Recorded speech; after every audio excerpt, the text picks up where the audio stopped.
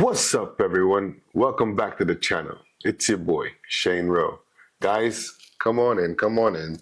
Like the video, hit the subscribe button, and let's talk about it. Because I know exactly how you feel.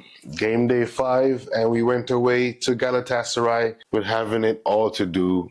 And we were doing it. The first 20 minutes, we looked well in control, took the lead again, went 2-0 up. But by the 48th minute or 35th minute, somewhere there, Galatasaray gets a free kick, and it's either the defense fluffed their lines in terms of the wall, or Onana could have done better. In my opinion, they both have some part to play in it. The ball went too easily through the wall, and Onana could have done better. He's definitely to blame for the second free kick that went in. I don't even know what he was trying to do on the line. Look, I like Onana, and I don't think that we should be throwing the baby out with the bathwater. But at some point, you hired a goalkeeper to be a goalkeeper, and it's all well and good if you know how to use your feet.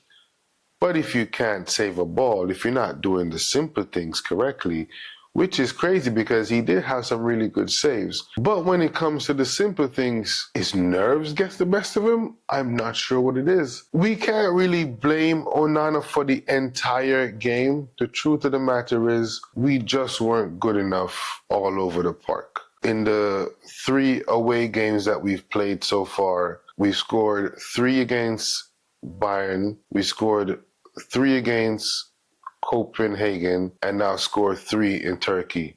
So we've scored 9 goals total, but we've conceded 11 because we 4, and 3. So we've conceded 11 goals in total. Damn! You're not going to progress in any competition letting in 11 goals. And the funny thing is that in the Premier League, our defensive form is pretty good. However, when it comes to our Champions League form, it's average at best. Onana, the problem with Onana is not the first game he's cost us, right?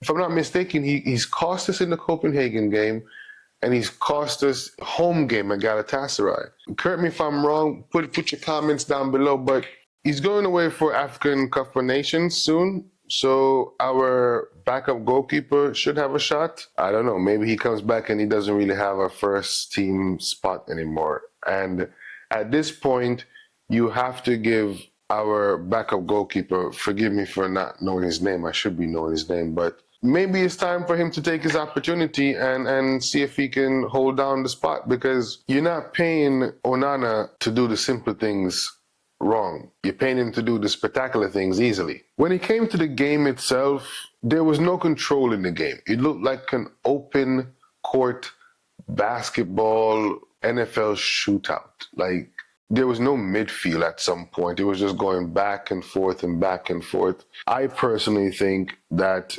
Anthony doesn't really provide much when it comes to an attack.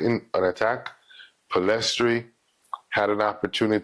had a few opportunities to definitely put the game to bed and to make a real push for him to start a game. But he fluffed his lines. Anthony, like I said, doesn't really give me much when it comes to the offensive side of things. Yes, he helps out a little bit with the defense, and he might track inside to help with the overload. But guys, we created, but we cannot finish. If you're asking me, we have to do something in January. We have to get another striker, another left winger, something or someone needs to come in and start taking these chances. It might have been the best game for Rashford to come in and score a couple goals. God knows the right side was completely wide open. Zaha wasn't giving too much help defensively, so it was a good opportunity for him to come and probably score. But again, we just don't look like we deserve to even qualify for the knockout rounds. And at this stage, I would prefer if we just concentrate on our home form, get the Premier League sorted, make sure we can at least qualify for next year's Champions League.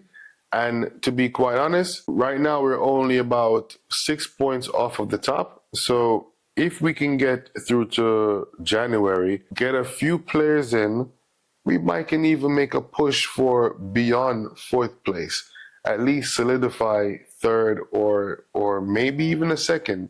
A couple people look shaky this year, so it might be an opportunity to sneak in there. But as far as the Champions League goes, I'm going to be perfectly honest. Give me your opinion. Leave it down below. But guys, we don't look like we deserve to be in the knockout stages. And we're just going to go there. And if we're not clinical, we're going to get embarrassed. When it comes to some of these teams, imagine playing Real Madrid. These teams are going to cut us open if we come with this preschool defending, right? So we have to go to Newcastle in the next few days. Let's keep our Premier League form going and let's try and build on that. As far as the Champions League goes, I don't know. It's going to be difficult because now it doesn't rest on our shoulders. So we are hoping for different results and we basically have one foot out. Again, I would forego the whole Europa League and just concentrate on the Premier League.